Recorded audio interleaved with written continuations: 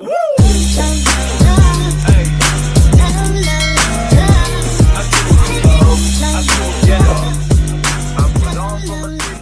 semua, perkenalkan nama saya Melina Berbangun, mahasiswa program studi akuntansi perpajakan semester 7 di Politeknik Wilmar Bisnis Indonesia.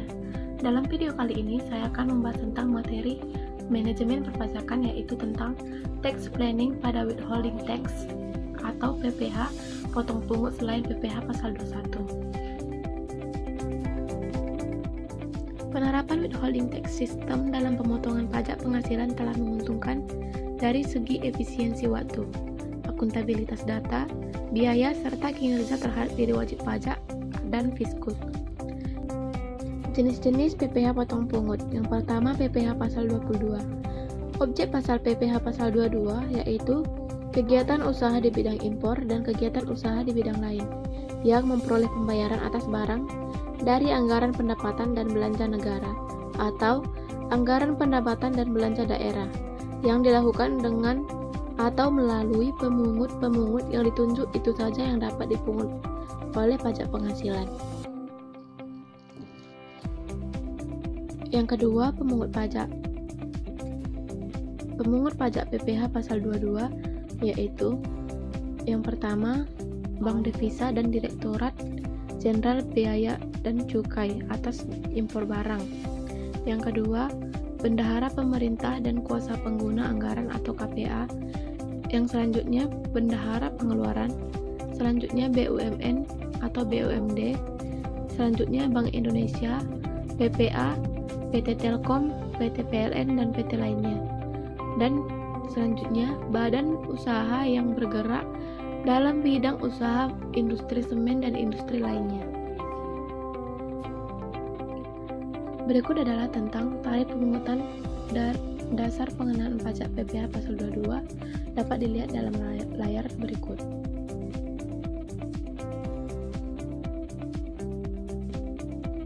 Selanjutnya tentang PPh pasal 23. PPh pasal 23 merupakan pajak yang dikenakan pada penghasilan atas modal penyerahan jasa atau hadiah dan penghargaan selain yang telah dipotong PPh pasal 21. Objek PPh pasal 23 yaitu bunga, dividen, dan royalti yang diterima wajib pajak badan dan wajib pajak orang pribadi. Yang kedua, penyerahan jasa yang diterima oleh wajib pajak badan. Yang ketiga, penyerahan jasa yang diterima oleh wajib pajak orang pribadi selain yang dipotong PPh pasal 21. Pemungut PPh pasal 23 yaitu Badan Pemerintah, kedua, Cicip Pajak Dalam Negeri, yang ketiga, bentuk usaha tetap atau BUT, atau perwakilan perusahaan dalam negeri, yang keempat, orang pribadi sebagai wajib pajak dalam negeri yang ditunjuk oleh DJP. Berikut adalah tarif dan DPP PPh pasal 23, dapat dilihat di layar. Selanjutnya, pembahasan tentang PPh pasal 26. Objek PPh pasal 26. Yang pertama, objek PPh yang dipotong sebesar 20% dari jumlah bruto oleh pihak yang membayarkan. Yang kedua, objek PPh yang dipotong PPh 26 yang dipotong pajak 20% dan perkiraan penghasilan neto. Pemungut pajak PPh pasal 26 yaitu Badan Pemerintah, subjek pajak dalam negeri, bentuk usaha tetap, dan orang pribadi sebagai wajib pajak dalam negeri. Berikut adalah tarif dan dasar pengenaan pajak atau DPP PPh pasal 26. Bisa dilihat di layar berikut ini. Selanjutnya tentang PPh pasal 4 ayat 2 atau PPh final, yang sering disebut pajak yang dikenakan wajib pajak badan maupun wajib pajak pribadi atas beberapa jenis penghasilan yang mereka dapatkan dan pemotong pajaknya bersifat final. Objek PPh pasal 4 ayat 2. Yang pertama, bunga dan diskonto obligasi. Yang kedua, penghasilan dari transaksi penjualan saham di bursa efek. Selanjutnya bunga deposito dan tabungan serta diskonto SBI, penghasilan berupa hadiah atas undian, penghasilan atas sewa tanah dan bangunan, penghasilan dari usaha jasa konstruksi, penghasilan dari penggalian harta berupa tanah atau bangunan, dividen yang diperoleh wajib pajak oleh orang pribadi dalam negeri, dan yang terakhir bunga simpanan yang dibayarkan oleh koperasi kepada anggota koperasi orang pribadi. Pemungut pajak PPh pasal 4 ayat 2 atau PPh final. Yang pertama, objek pajak yang bunga dan diskonto obligasi yang diperdagangkan atau dilaporkan perdagangannya di Bursa Efek. Pemungut pajaknya ialah penerbit obligasi atau kusdoyan selaku agen pembayaran yang ditunjuk. Yang kedua, penghasilan dari transaksi penjualan saham di Bursa Efek. Pemungut pajaknya penyelenggara Bursa Efek. Dan berikut selanjutnya bisa dilihat di dalam layar. Berikut adalah tarif dan dasar pengenaan pajak atau DPP, PPh pasal 4 ayat 2 atau PPh final bisa dilihat dalam layar berikut.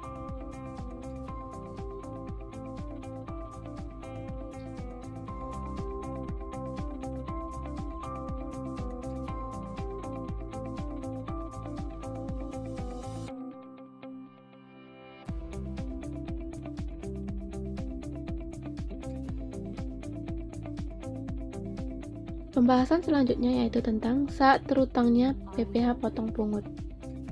Yang pertama, untuk PPh pasal 23 dan PPh pasal 26, saat terutangnya pajak adalah pada saat dibayarkan, disediakan untuk dibayar atau telah jatuh tempo pembayarannya.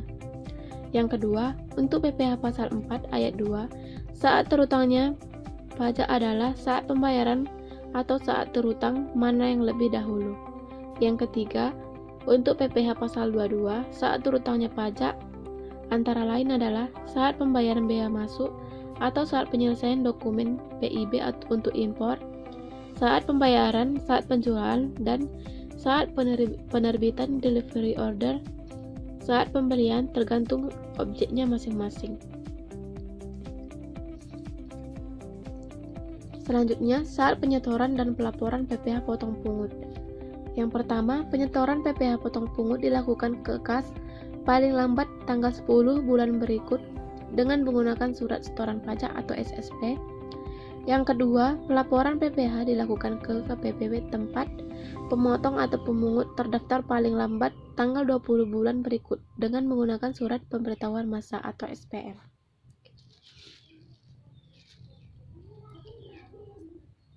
Selanjutnya tentang sanksi-sanksi pajak terkait. Sanksi pajak yang terkait dengan pelaksanaan kewajiban PPh potong pungut antara lain adalah sanksi kurang potong atau 2% dari pajak yang kurang potong, sanksi terlambat potong atau 2% per bulan dari yang terlambat dipotong, sanksi potong misalnya seharusnya memotong PPh 23 tapi dipotong PPh pasal 21, itu dianggap tidak memotong. Sanksi tidak memotong, sanksi memotong tapi tidak menyetorkan, dan lain-lain. Pembahasan selanjutnya tentang perencanaan pajak pada PPh potong pungut. Karena sistem withholding tax atau dalam hal ini PPh potong pungut melibatkan dua pihak, yakni pemberi penghasilan sebagai pemotong atau pemungut dan penerima penghasilan sebagai pihak yang dipotong atau dipungut. Maka, untuk mencapai efisiensi yang maksimal, perencanaan pajak pada PPh potong pungut harus difokuskan pada dua sisi, yakni sisi sebagai wajib pajak memotong manakala perusahaan melakukan pembayaran atau objek PPh potong pungut, dan sisi sebagai pihak yang dipotong manakala perusahaan menerima atau memperoleh penghasilan yang merupakan objek PPh potong pungut. Perencanaan pajak pada posisi sebagai pemotong. Pada posisi sebagai pemotong, perusahaan memiliki kewajiban yang wajib dilaksanakan. Apabila perusahaan tidak atau lalai melaksanakan kewajiban tersebut, maka secara otomatis perusahaan akan terkena sanksi pajak. Adapun kewajiban perusahaan sebagai wajib dipotong PPh potong pungut adalah yang pertama, kewajiban untuk memotong PPh atau objek PPh potong pungut dilakukan dengan menggunakan sarana bukti potong. Yang kedua, kewajiban menyetorkan PPh yang telah dipotong ke kas negara dengan menggunakan sarana surat setoran pajak atau SSP. Yang ketiga, kewajiban melaporkan PPh yang telah dipotong dan disetor tersebut ke kantor pelayanan pajak tempat perusahaan terdaftar dengan menggunakan sarana SPT massa atau SPM. Dan yang terakhir, perencanaan pajak pada posisi sebagai pihak yang dipotong. Pembahasan selanjutnya tentang perencanaan pajak pada posisi sebagai pihak yang dipotong. Pada posisi sebagai pihak yang dipotong, perusahaan memiliki hak pengkreditan atas PPh yang telah dipotong oleh pihak ketiga terhadap PPh badan perusahaan atau sepanjang PPh dipotong tidak tergolong PPh final. Hal-hal yang harus diperhatikan terkait dengan perencanaan pajak PPh potong pungut. Yang pertama, jika terjadi kesalahan potong. Bagi pihak pemotong atau pemungut pajak, jika terjadi kesalahan pemotongan yang mengakibatkan timbulnya sanksi pajak, salah potong dianggap tidak memotong. Yang kedua, jika pihak penerima penghasilan tidak mau dipotong pajak atau kontrak net of tax, jika pajak penerima penghasilan akan menerima penghasilan tanpa dipotong pajak, maka kewajiban menyetorkan pajak yang terutang tetap harus dilakukan.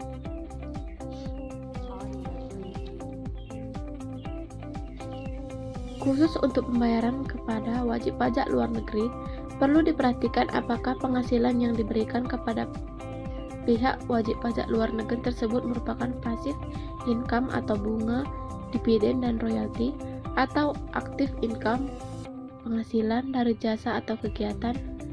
Karena perlakuan pajaknya akan berbeda manakala kita bertransaksi dengan wajib pajak luar negeri atau mitra perjanjian, atau tax treaty partner, dan WPLN non-treaty partner.